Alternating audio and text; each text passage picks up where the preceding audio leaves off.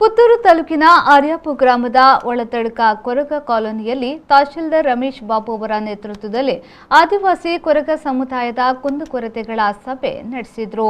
ಸಭೆಯಲ್ಲಿ ಕೊರಗರ ಮೂಲಭೂತ ಸಮಸ್ಯೆಯಾಗಿರುವ ಕುಡಿಯುವ ನೀರು, ಆರೋಗ್ಯ, ಪಡಿತರ ಚೀಟಿ, ಜಮೀನು ಹಕ್ಕು ಪತ್ರ ಸೇರಿದಂತೆ ಹಲವಾರು ವಿಷಯಗಳ ಬಗ್ಗೆ ಕೊರಗ ಸಮುದಾಯದ ಮುಖಂಡರಾದ ಯು ತನಿಯಾ, ಸುರೇಶ್ ಕೊರಗ ಮತ್ತಿತರರು ಅಧಿಕಾರಿಗಳೊಂದಿಗೆ ಮಾತುಕತೆಯನ್ನ ನಡೆಸಿದರು.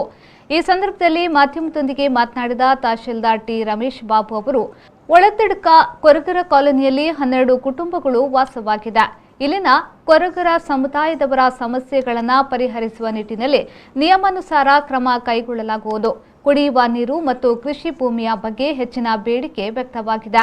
ಇಲ್ಲಿನ ಕೆಲವು ಮಕ್ಕಳು ಅರ್ಧದಲ್ಲಿ ಶಾಲೆ ಬಿಟ್ಟವರಿದ್ದು ಅವರನ್ನ ಮತ್ತೆ ಶಾಲೆಗೆ ಸೇರ್ಪಡೆಗೊಳಿಸುವ ಬಗ್ಗೆ ಸೂಚನೆಯನ್ನ ನೀಡಲಾಗಿದೆ. ಇದಕ್ಕೆ ಪೋಷಕರು ಒಪ್ಪಿಗೆಯನ್ನ ನೀಡಿದ್ದಾರೆ.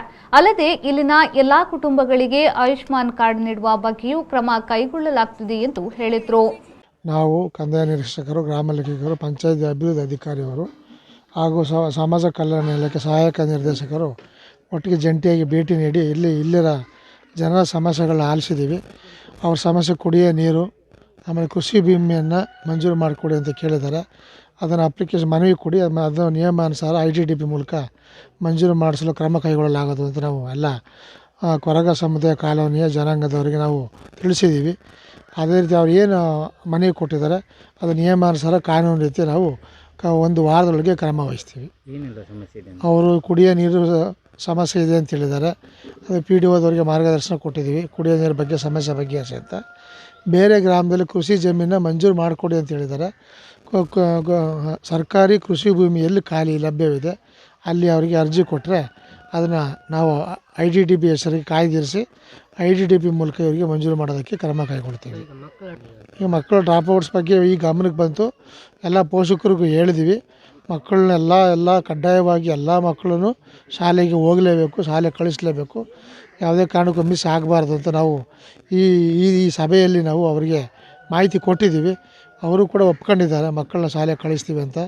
ಅದರಿಂದ ಡ್ರಾಪ್ಔಟ್ ಮಕ್ಕಳು ಯಾವುದೇ ರೀತಿ ಇಲ್ಲೇ ಮನೆಯಲ್ಲಿ ಕೂರಬಾರ್ದು ಅಂತ ಅವರು ಮುಂದಿನ ವಿದ್ಯಾಭ್ಯಾಸ ಮಾಡಲೇಬೇಕು.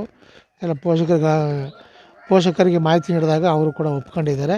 ಸಮಾಜ ಕಲ್ಯಾಣ ಇಲಾಖೆಯ ಪ್ರಭಾರ ಅಧಿಕಾರಿ ಭಾರತಿ ಜೆ ಕೊರಗರ ಸಮಸ್ಯೆಗಳ ಬಗ್ಗೆ ಮಾಹಿತಿಯನ್ನ ಪಡೆದುಕೊಂಡರು ಹಾಗೂ ಸರ್ಕಾರದಿಂದ ಕೊರಗ ಸಮುದಾಯಕ್ಕೆ ಸಿಗುವ ಸೌಲಭ್ಯಗಳ ಬಗ್ಗೆ ಮಾಹಿತಿಯನ್ನ ನೀಡಿದ್ರು.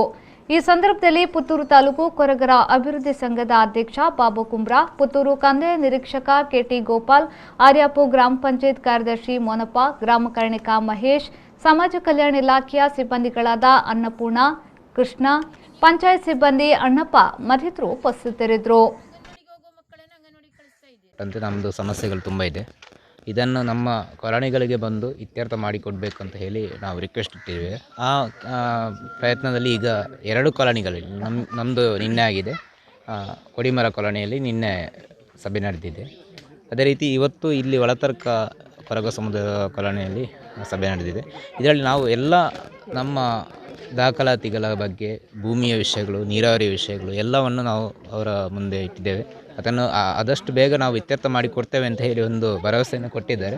ಅವರ ಮೇಲೆ ನಾವು ನಂಬಿಕೆಟ್ಟು ನಮಗೆ ಆದಷ್ಟು ಬೇಗ, ಅಂದರೆ ಕೃಷಿ ಭೂಮಿ ಆಗಿರಲಿ ಅಥವಾ ನೀರಾವರಿ ಆಗಿರಲಿ, ಎಲ್ಲ ಮನೆ ನಿವೇಶನ ಎಲ್ಲವನ್ನು ಮಾಡಿಕೊಡುವಂಥ ಒಂದು ಭರವಸೆಯನ್ನು ಕೊಟ್ಟಿದ್ದಾರೆ. ಆ ರೀತಿ ಮಾಡ್ತಾರೆ ಅನ್ನುವ ನಂಬಿಕೆ ನಮ್ಮ ಹತ್ರ ಇದೆ. ಇಲ್ಲ, ಅದು ಈಗ ನಾವು ಹೋರಾಟದ ಫಲವಾಗಿ ನಮಗೆ ಈಗ ಪೌಷ್ಟಿಕ ಆಹಾರವನ್ನು 6 ತಿಂಗಳಿಗೆ ಕೊಡ್ತಾ ಇದ್ದಾರೆ. ಮಳೆಗಾಲದಲ್ಲಿ ಅಂದರೆ ನಮಗೆ ಕೆಲಸ ಮಾಡಲಿಕ್ಕೆ ತುಂಬ ಕಷ್ಟ ಅಂತ ಹೇಳಿ ಅವರು ಈಗ 6 ತಿಂಗಳಿಗೆ ಕೊಡ್ತಾ ಇದ್ದಾರೆ.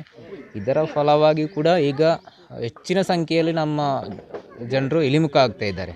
ಕಾರಣ ಏನು ಅಂತ ಒಂದು ಸಮೀಕ್ಷೆ ನಡೆಸೋದು ಒಂದು ಉತ್ತಮ ಅಂತ ನನ್ನದೊಂದು ಅಭಿಪ್ರಾಯ.